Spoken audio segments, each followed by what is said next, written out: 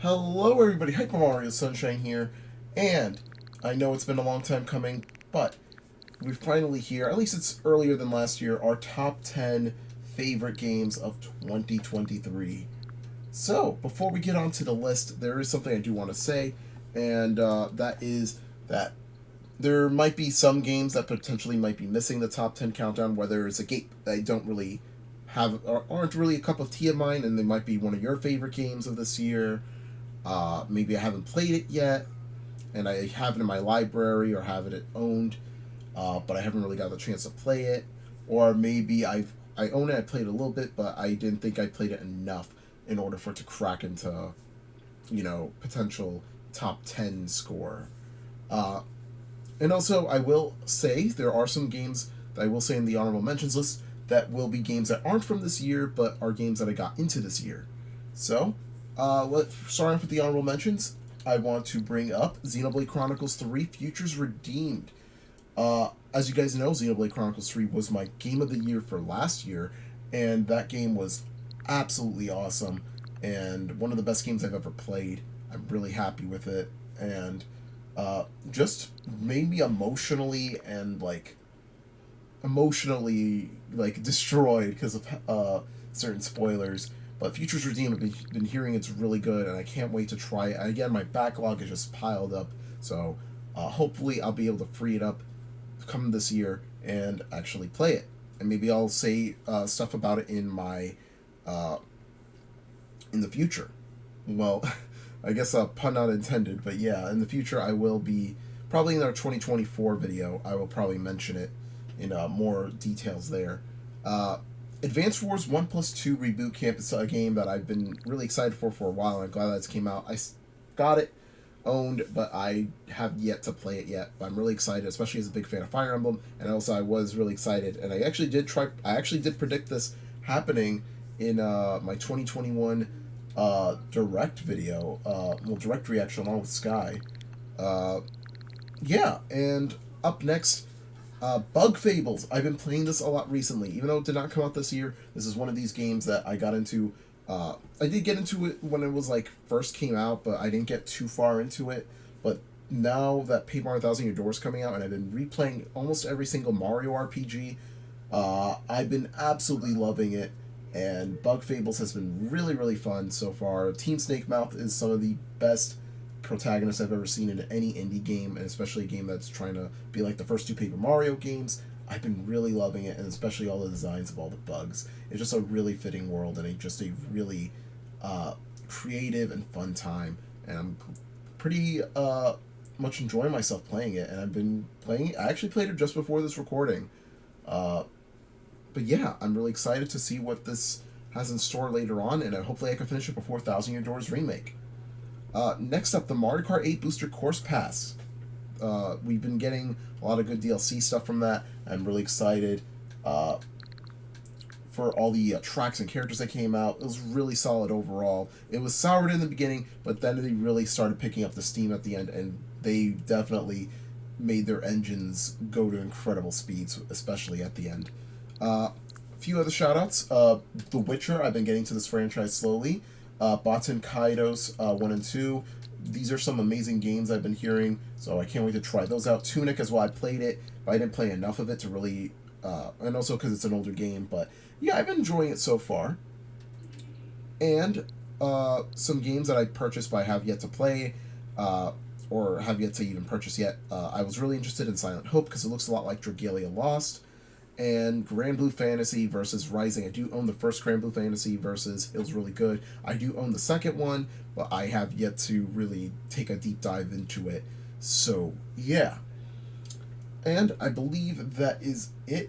Let us get on to our first game of the countdown, number 10. Here it is. Yep, and if you haven't figured it out yet, yes, it is the Suika game. This game has been taking basically all of the world by storm. It's been pretty cute and like a really addictive puzzle game. I've been seeing a lot of people play it, streamers to even my own sister and her friends. it's been really, really fun in this game. It's just a quick way to just pass time and just like enjoy a nice little neat puzzle game, and it does its job to perfection. I've been really, this is one of my most played games this year, honestly. Especially with how addictive it is. You know, you could, especially with the Switch, you can take it anywhere and getting that high score and always try to get that watermelon. It's really, really fun. It's based off of an actual another game. It's not based off of, but like basically they use fruits instead of numbers. So basically you start off as like your cherry would be your 1, and then strawberry would be your 2. But it's just not as fun with numbers. It's just way more cuter, way more fun with with fruit. But yeah, this game has been really fun. I've been enjoying it quite a lot this year. And yeah, I know that this game originally came out in Japan a few years ago, like 2021, but it was Japanese exclusive for a pretty long time. 2 years later, it finally came to the West, and it's become a massive hit. And a lot of people, even mainstream people, have been playing. Like, I've even heard that celebrities have been getting into this game and really liking it. So yeah, this is a pretty big deal and a pretty awesome game, to be honest with you guys. And yeah, Suika game takes number 10 on my list. Let us move on to number 9. So here we go. Coming in at number 9 is a remake. One of our first few remakes on this list.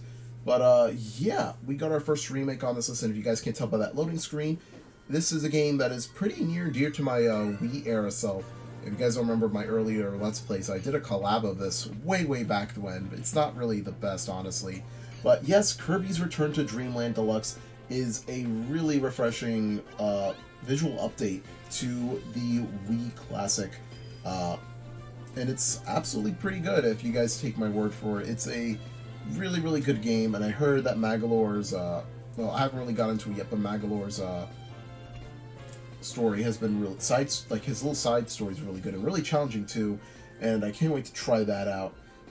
Kirby's Return to Dreamland Deluxe, I didn't really get a review on this because I didn't think it really needed it, especially since you guys see my Let's Play of the original. But yeah, the game's really solid. The story's really, well, still holds up really well, and the visual update is really nice and charming. Although I'm not the biggest fan of DDD's design. I think it's just solid. It's not the best of DDD's designs. But yeah, I think they did a really good job bringing it in. It's also got a lot more people playing on the Switch than the Wii, so you can have a lot of friends and you can play a four-player platformer and have a good time. So yeah, I've been really enjoying it, and my sister's also been really enjoying it too. So yeah, that is number 9 for our list, Kirby's Return to Dreamland Deluxe. Again, solid remaster, and again, one of the best Kirby games out there. If you guys haven't yet tried it, I would highly recommend it. Anyways, moving on to number 8. Coming in at number 8, and that is Pikmin 1+2. Now, if you guys don't remember my Let's Play Pikmin 1, it was a pretty solid time, and I'm really glad that we got a, basically, a nice remake, not remake, but I guess like an enhanced port of the original Pikmin games, just like a nice little visual, a slight visual update, you know, widescreen and some HD textures. It's really nice to have these two games come onto the Switch, and especially complete the entire Pikmin collection of 1 through 4. I really like both 1 and 2. I remember I used to be not the biggest fan of 1 because of its time constraints, and like me not being the biggest fan of 1 because of that. It's also why I'm not the biggest fan of Majora's Mask. I really grew into it. 2, on the other hand, I definitely prefer. I do like the more longer and more challenging approach from the second game. I guess it's because I played the first game first, but I beat the second game first, which is pretty funny. But I really like 2 quite a lot, and I would highly recommend it for those who tried out Pikmin 4, tried out Pikmin 3 Deluxe, to try these games out if you guys wanted to see like the earlier Pikmin games. I do say that they aren't as polished in terms of AI, but I really still enjoy the 2 games, and they're just overall really well. If you guys are wondering why I'm looking at the trailer on the eShop, it's because I don't know where my copy of Pikmin 1+2 is right now, so that's why I'm doing that. But yeah, let's move on to number 7. Up next at number 7, it is none other than yet another remake, as you can see by the loading screen, or remaster in this case, but it is Metroid Prime Remastered. This shadow dropped out of nowhere, and funnily enough, my sister actually got me the original again for last Christmas, and I was playing it, and then this was announced, so yeah, the remaster. I got to play both the original and remaster, and I gotta say, going through the game again was really, really fun. And when I was first going into it with the original, I was really enjoying it too. I think it still holds up, and it's just really nice to have this nice visual upgrade. And especially for the price too, people were really happy with this upon its reveal, and are really excited to try out potentially remasters of 2 and 3, and eventually, hopefully, we get Prime 4 as well.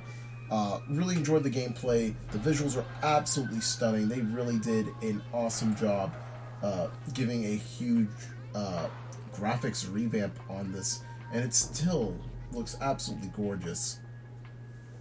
And it plays really well too. It's definitely like you're playing a first-person shooter, but also a Metroidvania at the same time. It's overall a really good job, well done.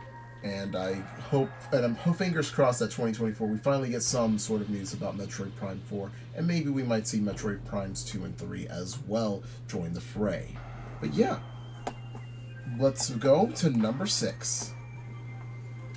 Up next, and this is Street Fighter 6. And before we get into the actual review section, I guess I will show off when I did a combo during the beta.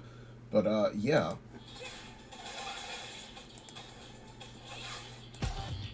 I guess more so a comeback. Yeah, I'm on this last sugar of health, and yeah, I managed to get the last hit combo in.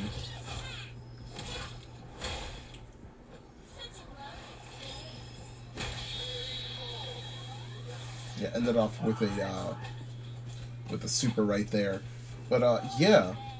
Let's move on to actually discussing Street Fighter 6 in the meantime. So, let's do this. So, yes, next up is Street Fighter 6, as I mentioned before.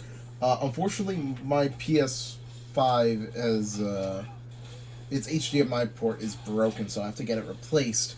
But, yeah, so we will be seeing Street Fighter 6 gameplay instead. So, yeah, Street Fighter 6, my favorite fighting game of the year, easily. I don't think any of the other fighting games really amounted to how much effort Capcom really put this year for Street Fighter 6. An absolute blast playing it in the demo, the beta. I also had an amazing time on launch and just playing it through the story mode and online. The online is absolutely amazing. The netcode, Capcom really listened to the fans. They really wanted to make this one of the best netcode fighting games, period, and it's absolutely proving it.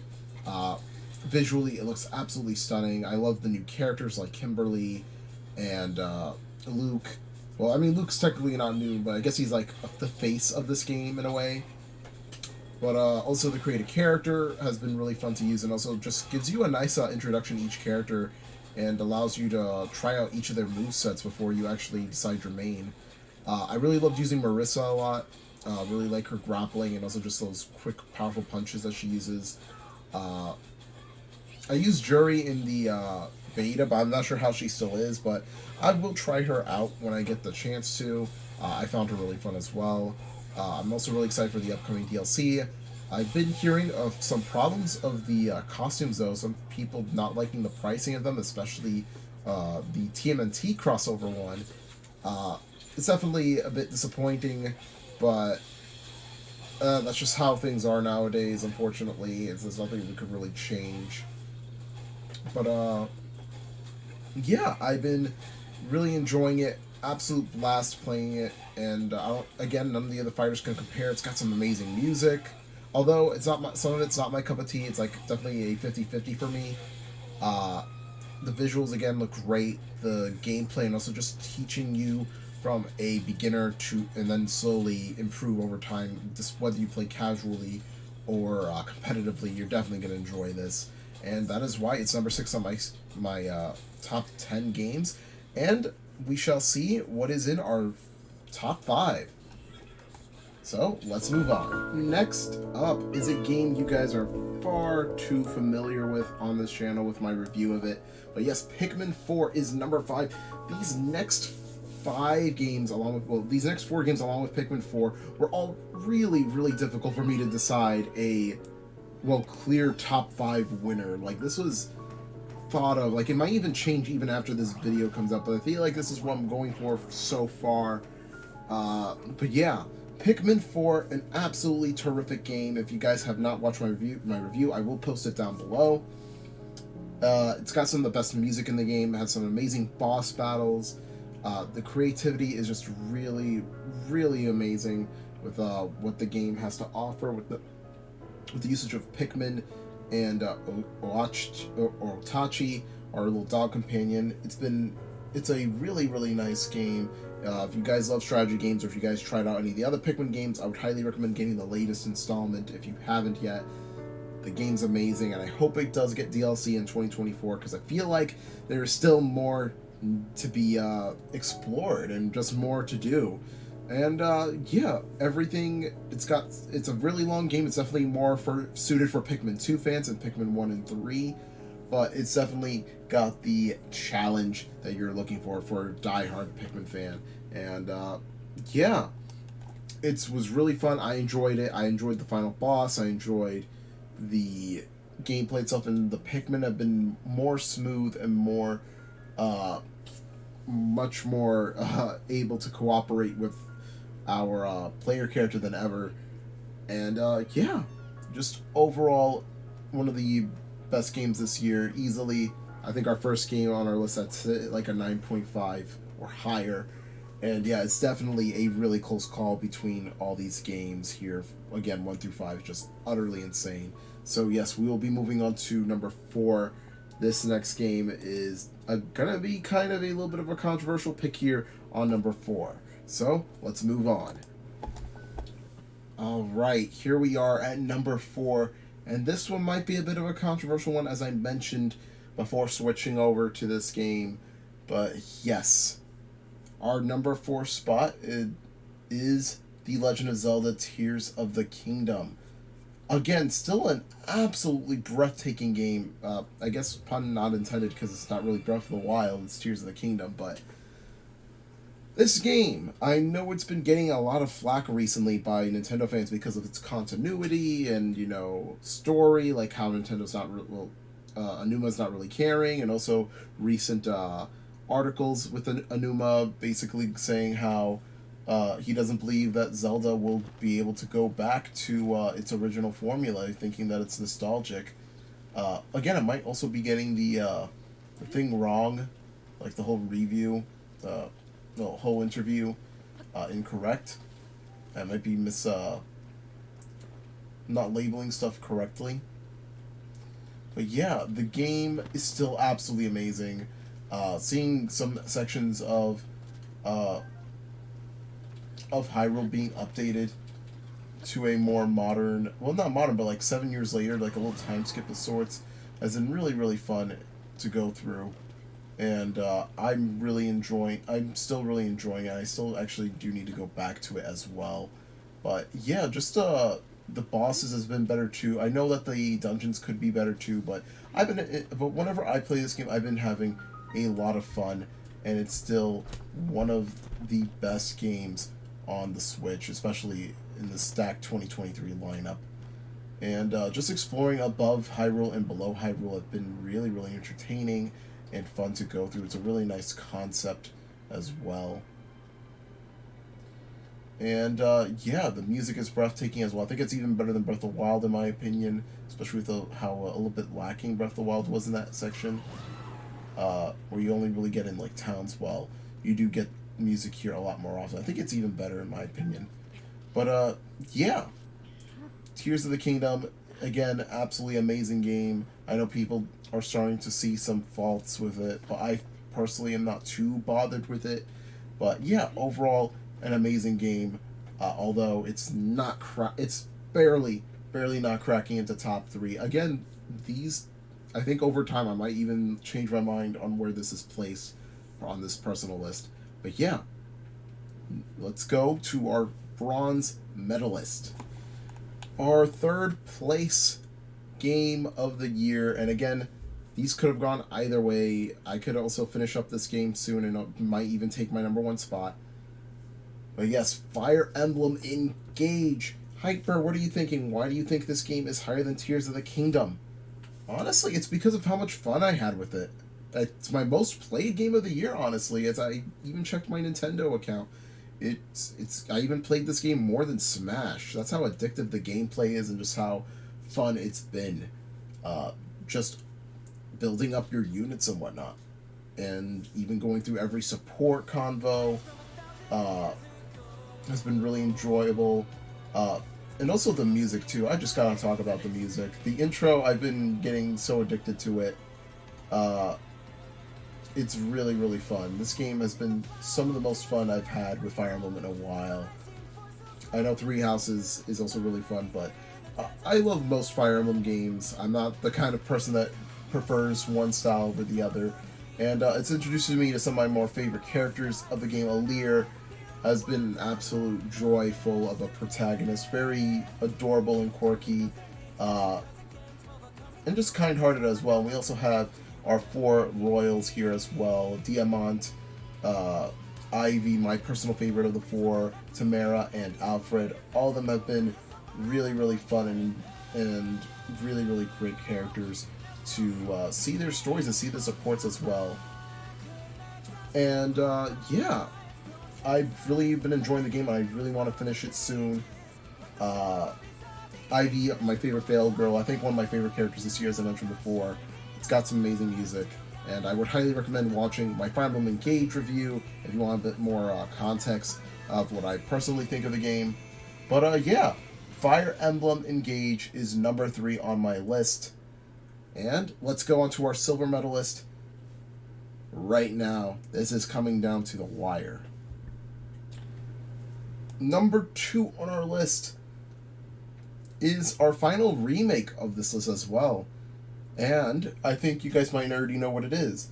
It is Super Mario RPG. This game, man. This game.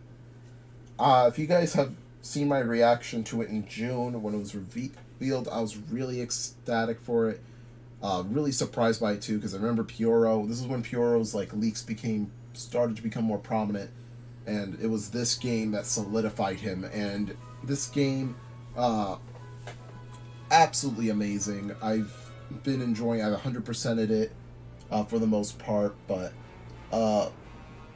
just need to get those 100 super jumps in a row. That's the only thing I really need left. But the extra bosses were really amazing and fun, and what a shocker that those secret final bosses were. And they're really difficult too. Really provides a lot of veterans and newcomers to the game a really good challenge after the main story.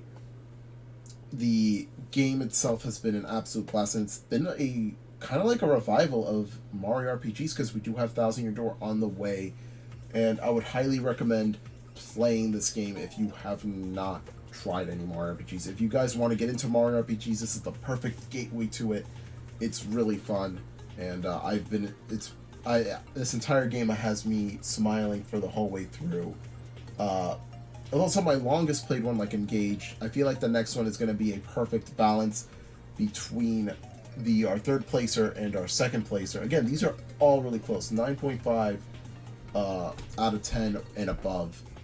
So yeah, we're going to be moving on to our number 1 slot. Let's see what it is. Here we go. Oh, I guess we could also talk about the characters also returning as well. Mallow, Gino, and also having Bowser and Peach playable once more in a story-based Mario game. It's just been absolutely amazing to see them return to this light, and I really hope we do get a sequel out. It's been really successful, and I hope that the team at Arte Piazza return for a sequel, or even for a Mario and Luigi game. I would be down for either, for them working on it. So, yeah. Let's finally move on to number 1. Here we go. my game of the year for 2023, Super Mario Brothers Wonder. I 100% of the game, as I mentioned, probably in like several videos. I had an absolute blast with this game. Everything down from the visuals, music, gameplay, selection of characters, the creativity behind the level design, etc. It's been an absolute blast. And this was the game that introduced us to Kevin Afghani as Mario and Luigi, and also gave us a new voice actress for Daisy as well, and also Nabbit, who's voiced by Shez from Fire Emblem, aka Dawn and Bennett. But yeah, this game has been a perfect balance of what I said about the two earlier, where I played it a lot, much like Engage, but I also had a smile on my face for the majority of the game as well. I've really enjoyed the game from top to bottom, just playing it and going through each level one by one. I really enjoyed just the gameplay in general, and just going through each level and having a challenge.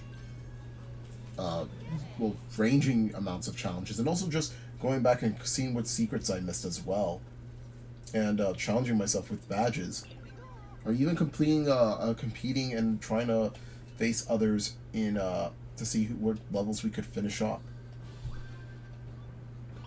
But yeah, this game is an absolute blast. I've really been enjoying it.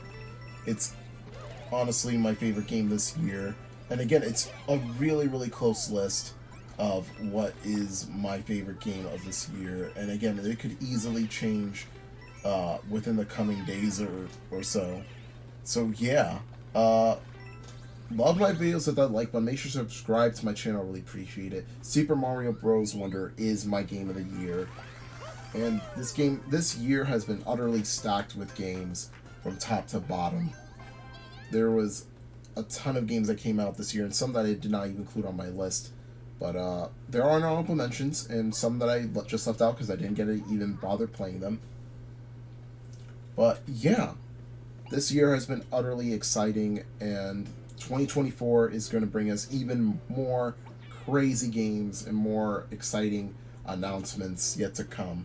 And yeah, we shall see you all for that 2024 most hyped games video. And yeah, just a quick recap. We got number 10 is Suika game. Number 9 is Kirby's Return to Dreamland. Number 8 is Pikmin 1+2. Number 7 is Metroid Prime Remastered. Number 6 is Street Fighter 6. Number 5 is Pikmin 4. Number 4 is The Legend of Zelda Tears of the Kingdom. Number 3 is Fire Emblem Engage. Number 2 is Super Mario RPG. And number 1 is Super Mario Brothers Wonder. So yeah, thank you all so much for watching, and let me know what your favorite games were for 2023. And yeah, just chill about it in the comments below. See you guys then, and thank you for watching.